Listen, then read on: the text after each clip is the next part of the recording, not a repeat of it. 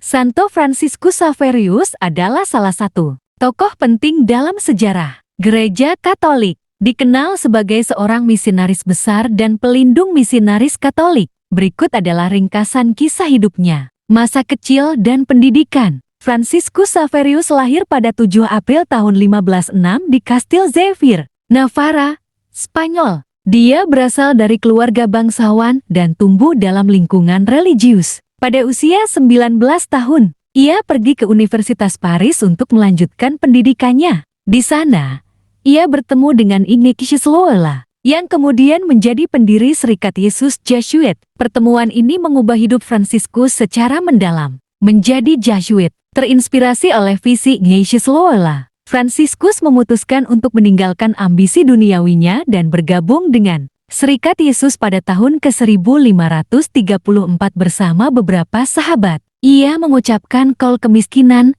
kesucian, dan ketaatan di Montmartre, Paris. Misi di Asia. Fransiskus diutus sebagai misionaris ke Asia oleh Paus Paul III. Dia memulai perjalanan misinya pada tahun 1541 dan menghabiskan sisa hidupnya menyebarkan Injil di berbagai wilayah. Pertama India.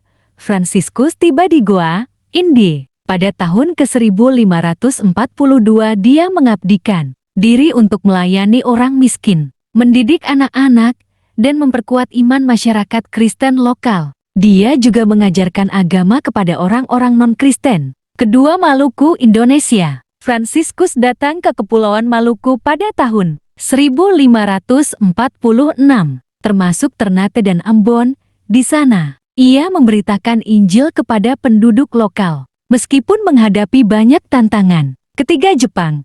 Pada tahun 1549, Fransiskus membawa misi ke Jepang, di mana dia menjadi salah satu misionaris pertama yang memperkenalkan agama Kristen di negara itu. Dia belajar bahasa Jepang untuk dapat berkomunikasi lebih baik dengan penduduk setempat. Keempat, Cina. Fransiskus berkeinginan besar untuk membawa Injil ke Cina. Namun, upayanya terhenti karena ia meninggal pada 3 Desember tahun 1552 di Pulau Siangchuan, dekat pantai Cina, sebelum sempat masuk ke daratan. Kematian dan kanonisasi. Fransiskus Xaverius meninggal dalam kondisi yang sangat sederhana, jauh dari rumah, setelah hidupnya dihabiskan untuk pelayanan kepada orang lain. Dia dikanonisasi oleh Paus Gregorius XV pada tahun 1622.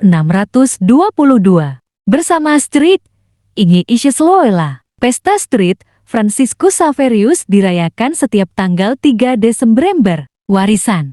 Fransiskus Xaverius dikenal sebagai simbol misionaris yang penuh semangat dan keberanian. Kisah hidupnya menginspirasi banyak orang untuk menjalani panggilan hidup dengan pengabdian dan cinta kasih.